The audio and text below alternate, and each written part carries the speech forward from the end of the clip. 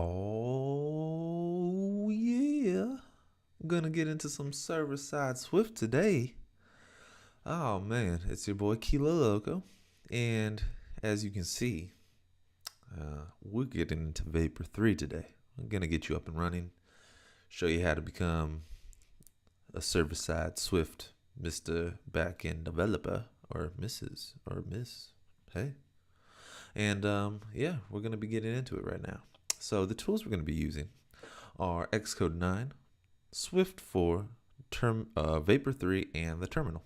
So, you know, what you would expect.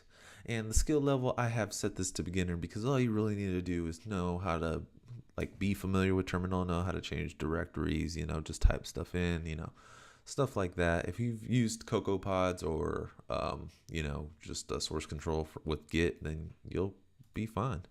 And then just some understanding of how Swift works. We're not going to be going too deep, nothing crazy. We're just going to, install Vapor and everything else that you need to install with it. And, we're just going to get it going on localhost, and we're just going to test out the APIs that are already given to us, maybe write our own. And yeah, so yeah. We won't have a starter project. We're going to start from the very beginning, and the finished project, which is essentially going to be Vapor's starter project, will be located here if you want to download it. So without further ado, let's do it. Let's do it. All right, so the first thing you want to do, go to this lovely website called vapor.codes. As you can see, https vapor.codes. And it's going to tell you everything that you just need to know about Vapor. And the one wonderful thing about Vapor is that the docs, as you can see right here, are very thorough, and they are made for beginners. They're made so that somebody that has no idea what they're doing with back-end development can go through and start learning some of this back-end development. So first thing that we're going to want to do is we're going to install Xcode 8 or higher. I have Xcode 9. We're going to be working with, if you open up the terminal right here, we're going to be working with Swift 4. So if you do just Swift version, you can see which version of Swift that you're running. Now, if you need to download the latest version of Swift, which is 4, I think there might be something like 4 point something by the time you're watching this, but I think the latest one is 4.0. And if you don't have that in your terminal, then what you go to is you download that tool chain. It's going to do all that good stuff, and you're just going to let it finish, and then you're going to open it up, and then yeah. So that's how you get the latest one. And yeah, next what we have to do is install Homebrew. Now, I didn't have Homebrew until I started working with Vapor, so I'm going to show you guys how to do this. All you do is just copy that line right there. You go over to your terminal. Yeah, go ahead. You stick it in, and you press enter. Well, made a little mistake. So all we have to do is just go ahead and stick it in right there. And then what it's going to say is press return. And it'll be like, oh, okay. And then you have to put in the password for your computer. And we press enter. And it's going to do all kinds of stuff. It's going to install all kinds of stuff. And it might take a little while for you. Mine was a little bit fast. But as long as you see installation successful, you're good. I got this little error right here because, I already have that Homebrew right there. So it couldn't link the new one that it tried to install. But anyway, what we're going to do is we're just going to scroll down, and we're just going to keep, you see something right there. You can be like, oh, I'm going to just stick that right on in. And you stick it in, and you press enter, and it's going to do some stuff. And then you go to the next line, and you stick that in, and it's going to do some stuff. And we're gonna just do that. I'm going to do brew update. I'm already up to date. And then we're going to do brew install Vapor. And then you're going to do that. And yeah, so I'm currently running 2.0.4, but we're just going to go ahead and run brew upgrade Vapor because, I want to be running that 3.0, baby. And this might take a little while. Oh, yeah. All right, so now we're all up to date. And now that we have everything all installed, what we want to do is if you just do Command K, that'll clear out your screen. And then what we're gonna do is we're gonna just say vapor dash dash version, and it's gonna be like, oh hey, you got that cool 3.0.3, boy. Oh yeah. So now what we have to do is we have to head over to the hello world, and it's gonna be like, oh, so this is how you start a new project. Okay, so all you have to do is say vapor new, whatever you want to call the project, and then if you would like, you can select a template. Now we're gonna follow this template of a API because I think that's where most people are going to jump into Vapor, is to just start building APIs for their own projects. I mean, that's what I would assume from my audience. So that's what we're going to do. So what I'm going to do is I'm going to change directory, and I'm going to go to my desktop. And you know where I'm going to put this file? Oh, you already know where I'm going to put this file. I'm going to put it in KL Learning because that is where I learn ya. So we're changing directory to KL Learning, and what I'm going to do is I'm going to follow the directions right here where it says Vapor New and then whatever I want to call my project. And, I'm going to, this could be a little bit of a problem for you guys to see, so I don't want you guys to have problems seeing. So what I'm going to do is I'm going to say Vapor New, whatever you want to call a project. I'm going to call mine Sexy Server because, that's how. Oh, well, I have to learn how to spell first, but yeah, Sexy Server. And then what I want to do is remember that we want a template. So we do dash dash template is equal to API. Now, if you want to just, be extra safe and, double check that everything looks the same, then you can do that. But I'm going to just press enter. And what it's going to do is Vapor's going to do all kinds of crazy stuff. It's going to pull all kinds of stuff and make a project for you. And then it's going to give you this awesome drop. Look at that. Look at that. Ain't that sexy? Oh, that's sexy. Look at a web framework for Swift. Gay sexy. Oh, yeah. So now if we actually go into our KL Learning folder, what we'll see is we have this Sexy Server right here. And it comes with a couple of things in it, but what we actually have to do, if you notice, is there's this package manager, and I'll open that up for you right now. There's this package.swift file that will be in your Vapor project, and if you look at it, it's gonna say, hey, there's a couple of things that we need to go out. There's some dependencies that we need to go out and download from these sources. One's from GitHub, both of them are from GitHub, but they consist of a couple of different packages. And what we have to do is we have to go back over here, and we have to say Vapor. We have to do Vapor build. Oh, and I always make this mistake. And you probably will too if you just follow Kyle. But keep in mind that you can't do Vapor build outside of the project. Look, we're still in KL Learning, right? So what you want to do is you want to make sure that you change directory into your whatever your project's called. So mine's called Sexy Server, and when you're inside of that directory, once you get all up in it, then you want to say Vapor build. And what that's going to do is essentially it's going to run Swift Package Manager build with a little bit of Vapor flavor on it, and it's going to install all the dependencies that Vapor uses, because Vapor uses a large amount of dependencies, which it makes your project pretty heavy.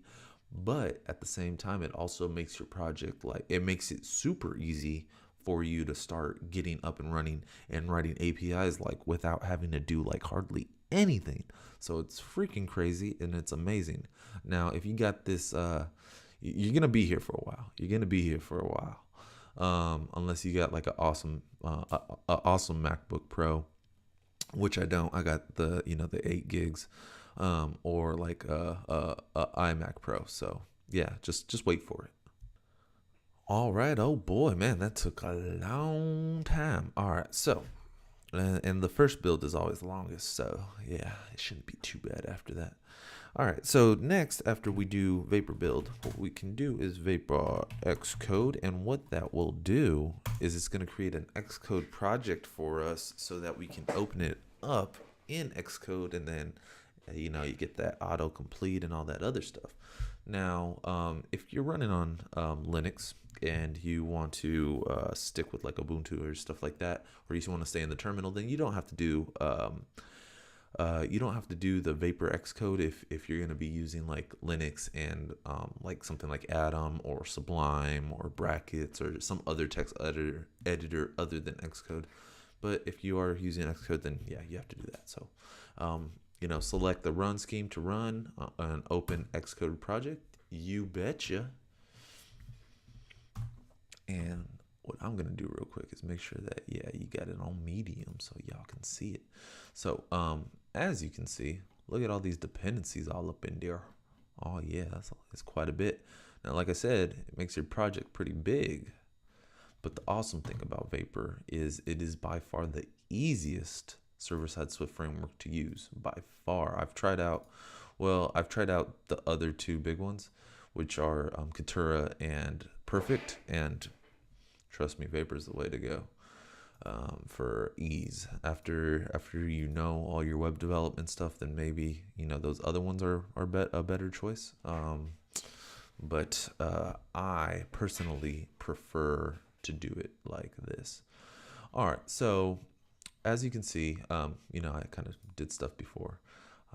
I told you what we were going to do. So I closed up all the all the folders, and there's only like two main areas that you really need to focus on right now. And the first one is your package.swift. As I said before, it's going to show which dependencies that you have.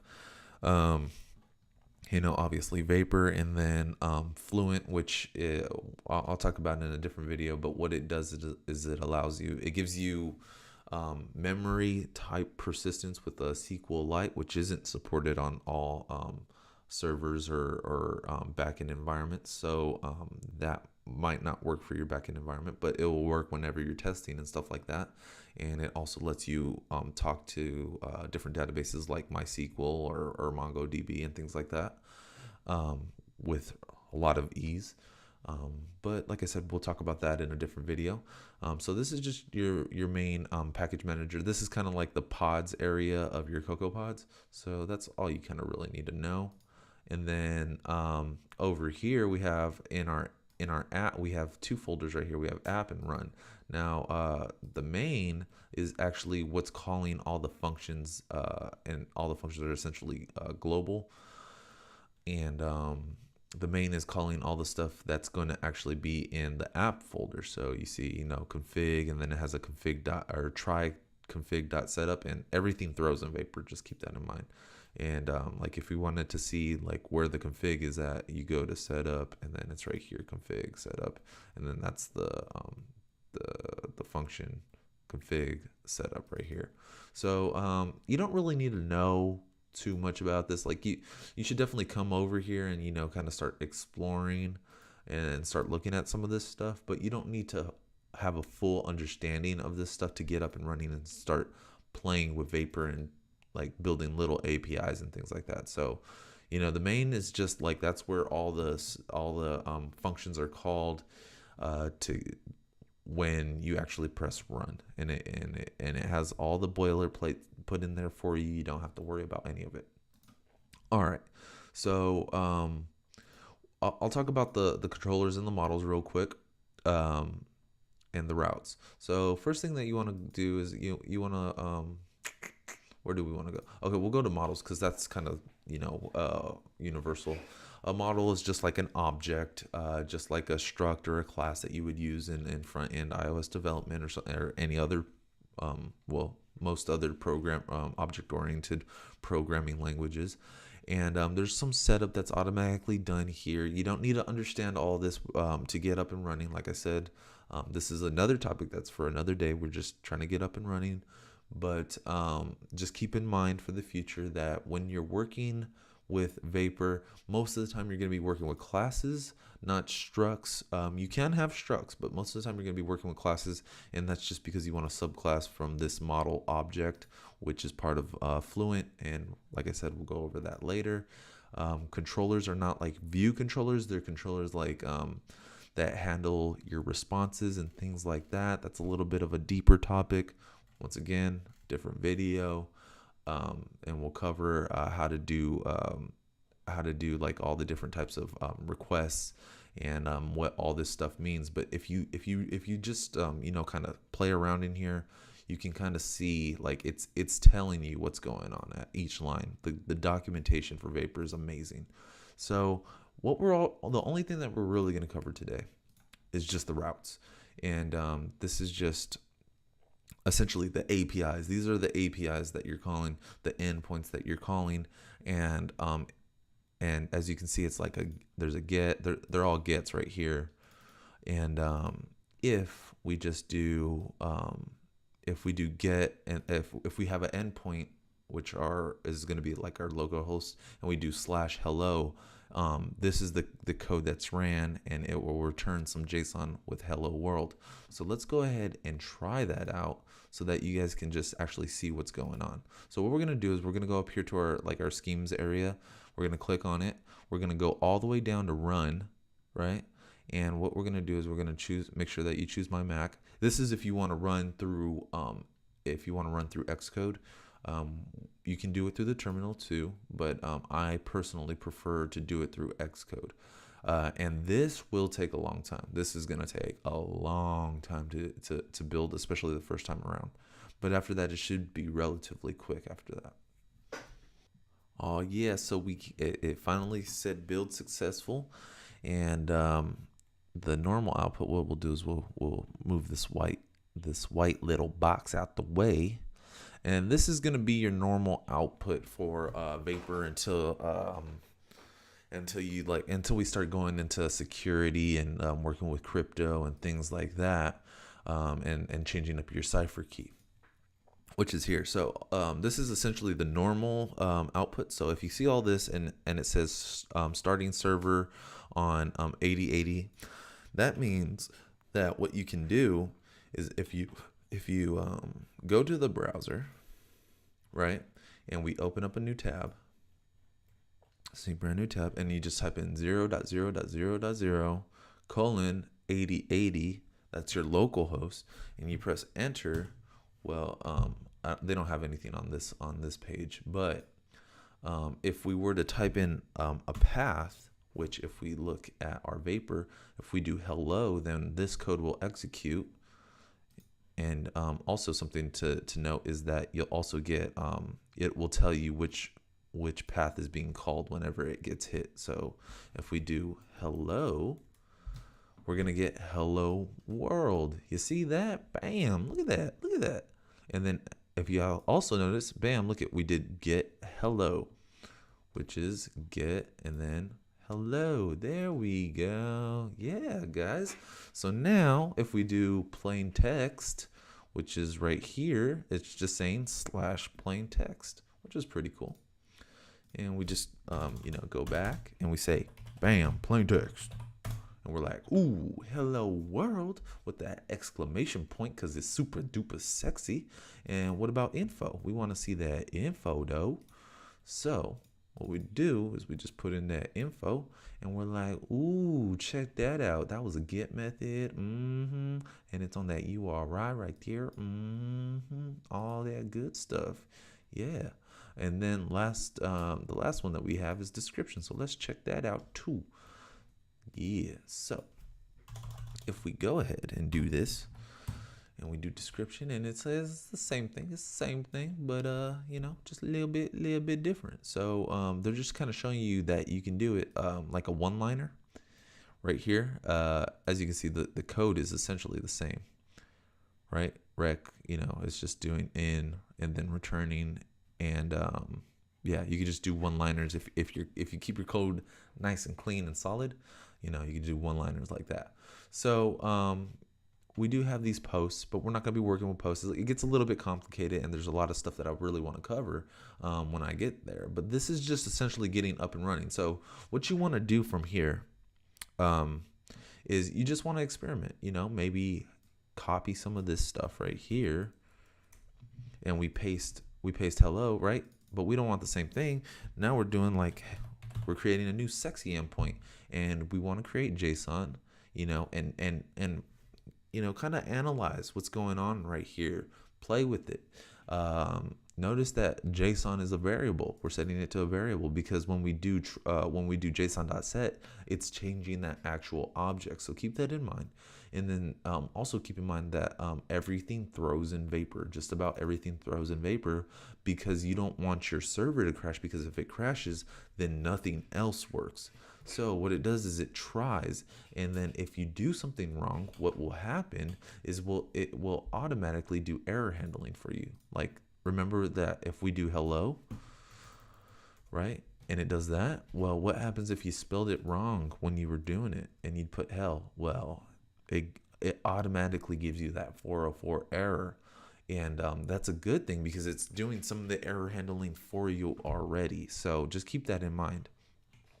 Now, we have this sexy in here, and we want to say super duper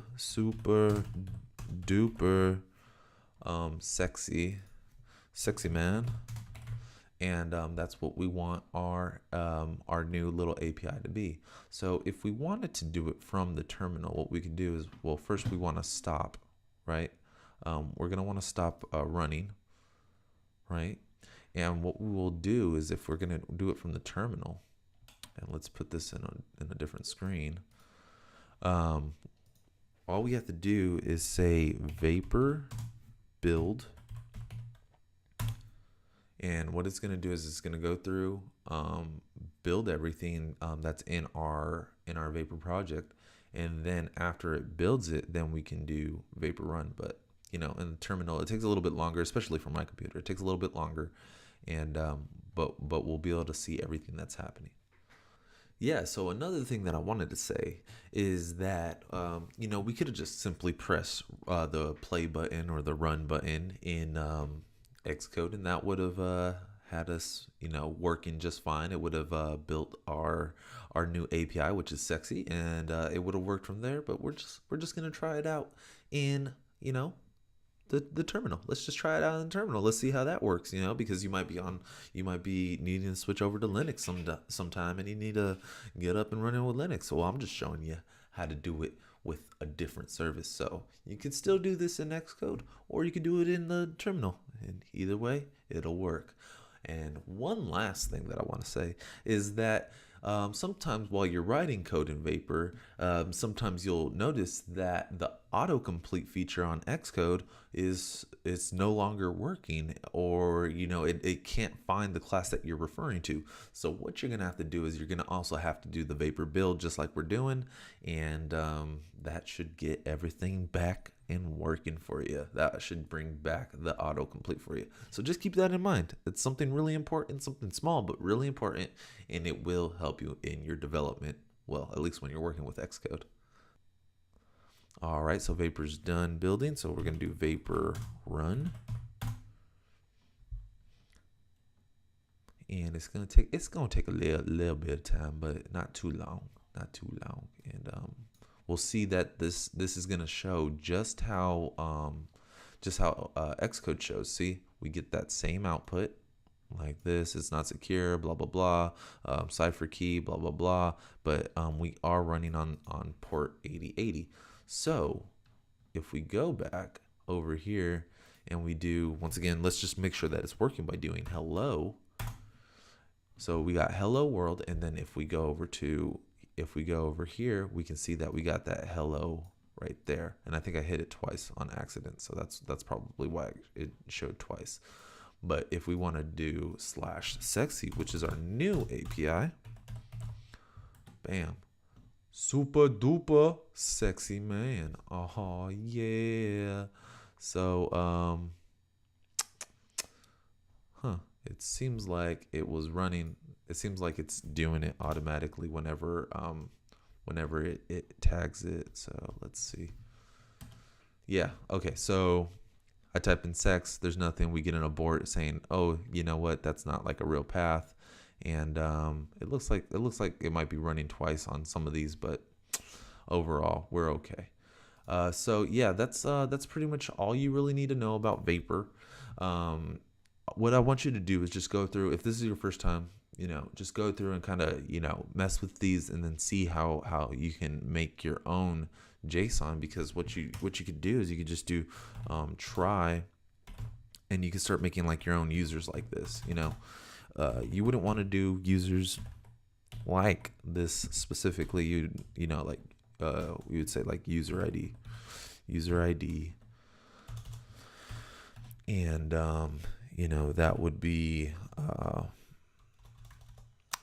like 5 or something like that, right? And we try to set that, and then we go ahead and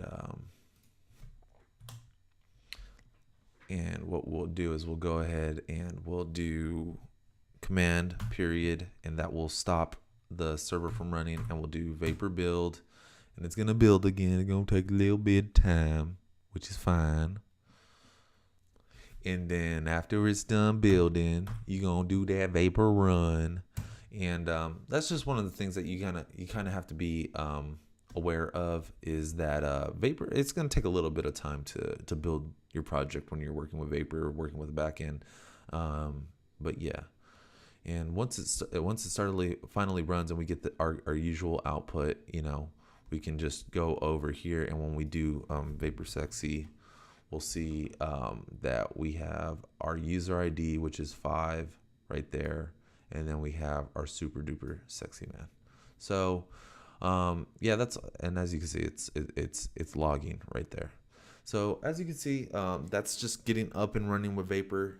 Go through, play with some of these, see what you can do, what you can't do. Try to kind of understand some of this stuff.